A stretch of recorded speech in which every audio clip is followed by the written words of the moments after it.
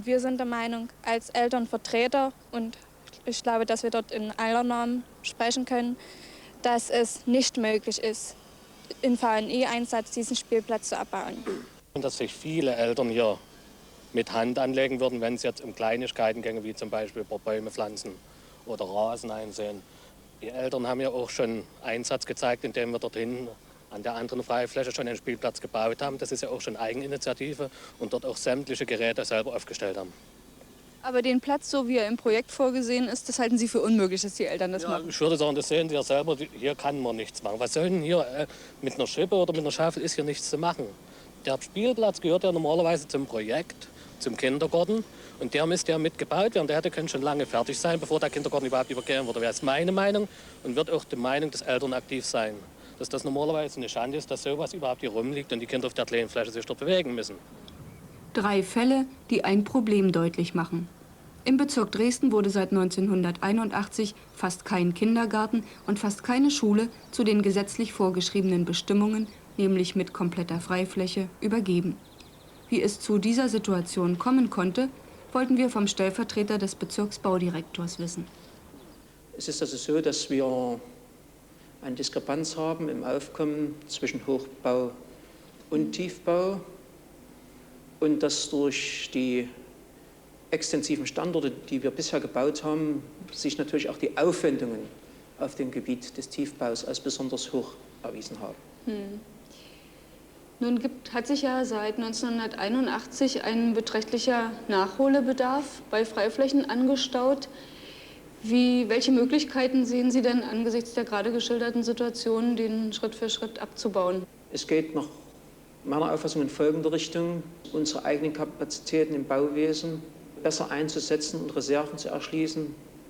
Ich meine das zum Beispiel damit, dass wir von einem Teil dieser Übergangslösungen wegkommen, die uns natürlich auch Kraft kosten, dass wir durch unser Tiefbaukombinat für den Grünanlagenbaubetrieb eher und bessere Bedingungen schaffen für die Freiflächengestaltung. Ich meine damit aber auch, dass wir Reserven erschließen in der weiteren Einbeziehung gesellschaftlicher Kräfte. Wie sieht das nun konkret aus? Wir hatten das Beispiel 138. Oberschule Gorbitz. Was wird sich da tun? Was können Sie da versprechen? Es ist jetzt vorgesehen, als eine Ausnahme in diesem Fall, muss ich sagen, an dieser Schule, dass durch unser Verkehrs- und Tiefbaukombinat auf der Grundlage eines Zusatzauftrages bis zum Schuljahresbeginn im September dort zusätzlich eine Schwarzdecke aufgebracht wird, um also die Qualität dieses Pausenhofes entsprechend zu erhöhen. Und was die 141. Oberschule betrifft, die nicht übernommen wurde von der Abteilung Volksbildung, so können Sie dazu sichern, dass zu Beginn des Schuljahres alles fertig sein wird? Es gibt dazu ein Programm, das uns von unserem Verkehrs- und Tiefbaukombinat vorgelegt ist, mit dem wir, was die zeitliche Folge betrifft, gegenwärtig noch nicht einverstanden sind.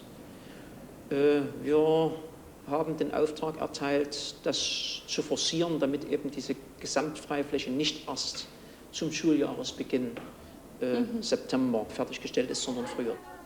Bleibt zu hoffen, dass diese Zusagen nicht auf Sand gebaut sind. Dann hätten diese Kinder die erfreuliche Aussicht, in den großen Pausen künftig weg zu sein vom Fenster.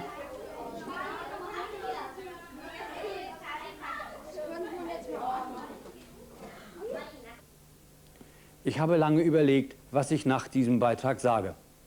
Ein eindeutiges Fehlverhalten oder gar böser Wille liegt hier nicht vor. Für den geschilderten Zustand gibt es offensichtlich auch objektive Gründe. Und trotzdem gilt auch für Dresden, dass die Wohnqualität nicht nur durch die Qualität der Wohnung bestimmt wird und dass die Freude über die neue Wohnung durch nichts getrübt werden darf.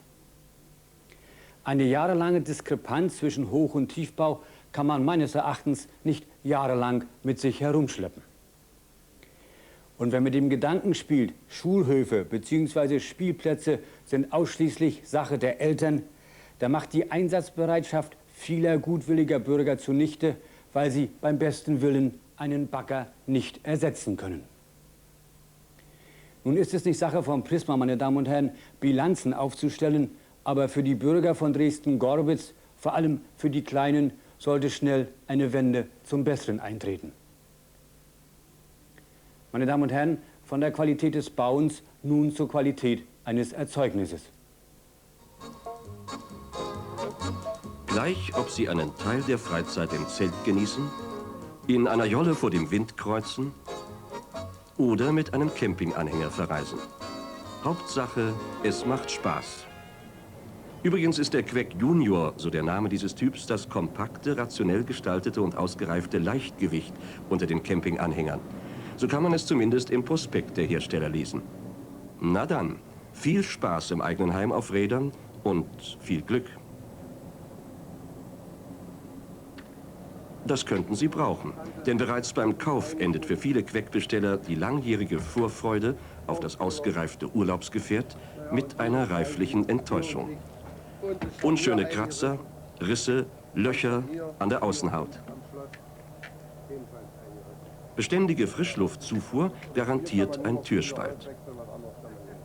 Für diese und andere Mängel suchten und fanden die Hersteller ein Rezept. Besser Dauerrezept, Preisminderung. Eine einfache Lösung scheint's. Doch nimmt sie zumindest zwiefache Unzufriedenheit mit in Kauf beim IFA-Vertrieb und beim Kunden. Einer der Produzenten, das Reifenkombinat Fürstenwalde. Seit nunmehr 3 Jahren wird der Anhänger hier gefertigt. Die Klagen der Käufer und IFA-Partner sind wohl bekannt. Auch auf sie fand man bislang eine einfache Antwort. Die aufgetretenen Mängel beeinträchtigen den Gebrauchtwert der Hänger auf keinen Fall. Es sind lediglich optische Fehler, Sichtfehler, die die Schönheit des Hängers teilweise beeinträchtigen. Mehr nicht? In dieser PGH werden jährlich rund 150 Queck Junior repariert. Ein Großteil davon noch in der Garantiezeit. Wie dieser Anhänger zum Beispiel. Anfang des Jahres gekauft, sollte er jetzt im Frühjahr seine ersten Freizeitdienste leisten. Aber für den Besitzer, Herrn Hennig, kam es leider anders. Ich habe im Februar diesen Anhänger gekauft und habe nach wenigen Tagen festgestellt, dass da Wasser in die Stauräume eindringt. Habe dann das dem IFA-Vertrieb gemeldet. Demnach musste der Hänger hier in die Werkstatt überführt werden, um diese Sache zu reparieren. Also viel Freude hatten Sie bis jetzt nicht an Ihrem Gefährt? Nein, bis jetzt habe ich nur Lauferei damit gehabt. Lauf dich fit wäre wohl treffender. Konditionen brauchen auch die Queckverkäufer des IFA-Vertriebs. Denn die Verhandlungen mit unzufriedenen Kunden gehören weniger zu den verkäuferischen Ausnahmeübungen, denn zum täglichen Pflichtprogramm. Dafür einen Preisnachlass von 145 Mark gewährt. Und wir haben noch zusätzlich im Rahmen der Verkaufsvorbereitung festgestellt, sind noch ein paar in den vorderen, an der hinteren Scheibe, einige Kratzer, wo dann noch zusätzlich ein Preisnachlass für beide Scheiben über 80 Mark ihm zusätzlich gewähren wird. Können wir uns das erstmal ansehen? Ja, aber sicher. So, das ist also konkret einmal aufgeführt. Nimmt er ihn oder nimmt er ihn nicht? Die Saison steht vor der Tür und wir haben jetzt ungefähr über 10 Jahre darauf gewartet, auf diesen Hänger. Die Mängel sind eigentlich nur optischer Art, sodass sie also nicht so gravierend sind. Sie wissen selbst, auf dem Campingplatz geht es nicht gerade immer ordentlich zu. Da sind also auch Bäume und irgendwelche anderen Hindernisse im Weg, sodass wir wahrscheinlich demnächst sowieso Steinschlag und andere Kratzer haben werden. Also sowieso jedes Jahr irgendwelche Lackschäden und so weiter nachbessern muss. Und in dem Maße ist er also wirklich noch annehmbar. Herr Tonks, Sie haben jetzt über 10 Jahre auf diesen Anhänger gewartet. Hat es sich denn wenigstens gelohnt? Nein, es hat sich nicht gelohnt. Ich nehme den Hänger nicht. Der ist wirklich von so schlechter Qualität, dass ich lieber warte. Also Sie warten jetzt weiter? Ich warte jetzt weiter, ja. Denn das sind wirklich gravierende Qualitätsmängel da. Ja, also, und ich möchte doch ein Fahrzeug haben, also einen Hänger haben, einen Campinghänger haben, der in einwandfreien Zustand ist. Ja, und ich sehe das nicht ein, dass ich so einen Hänger kaufen soll. Denn der kostet ja immer ein paar Mark. Allein in Berlin waren 1987 von 1038 verkauften Anhängern 376 preisgemindert. Davon 265 aus dem Reifenkombinat Fürstenwalde. Wir hatten 87 im Schnitt eine Wertminderung pro Hänger zwischen 150 und 200 Mark. Und wir liegen zurzeit, der aktuellste Stand ist mir durchgegeben worden, bei 37 Mark. Das Ziel ist, diese Wertminderung auf total Null zu bringen. Wir praktizieren die Möglichkeiten, dass wir erst einmal dem jeden Einzelnen nahelegen, was ein Hänger für den Kunden bedeutet, dass wir die Technologien überarbeitet haben, dass wir ein straffes Rapportsystem eingeführt haben und im Prinzip unduldsam sind, wenn Fehler gemacht werden, die teilweise subjektiver Natur sind. Die kann man beeinflussen. Und wir haben es bewiesen, gerade in den letzten Monaten. Veränderungen in der Produktion bildeten eine Voraussetzung. Dieses Airless-Gerät hilft Spritzfehler vermeiden. Neue Luftprofilgummis an den Türen schützen besser vor Nässe. Nach einer halbstündigen Dauerdusche können Kunde und Prüfer sicher sein, dass der Anhänger wirklich dicht ist.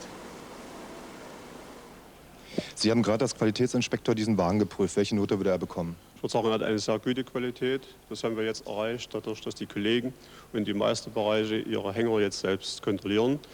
Wir haben einen Fehlerkatalog erstellt, der also die Schwerpunkte aufweist, die nochmals zu kontrollieren sind, beziehungsweise danach auch die Kollegen bewertet werden und auch lohnwirksam am Monatsende sozusagen diese Fehler ausgewertet werden. Gleich neben der Kantine hängen die täglichen Arbeitsergebnisse aus. Mängel, Preisnachlässe werden genau vermerkt. Auch nicht voll ausgezahlte Leistungsprämien. Doch regt das wirklich zu besseren Leistungen an? Manchmal ist es ein bisschen hart, wa? Aber wie soll sonst die Qualität verbessert werden? Meiner Meinung nach ist noch viel zu wenig. Ja, müsste noch viel, viel mehr sein.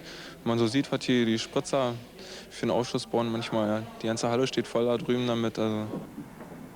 Wie man den Wettbewerb noch effektiver führen kann, darüber gibt es in Fürstenwalde, wie wir hörten, noch Diskussionen. Fest steht zumindest, dass der Anteil preisgeminderter Anhänger erheblich verringert wurde. Ein Anfang wäre also gemacht. Was aber letztlich beim Kunden zählt, sind eingelöste Versprechen, sprich durchgängig gute Qualität. Und da bleibt für die Reifenwerker, und mit ihnen sind auch die anderen Hersteller angesprochen, noch einiges zu tun.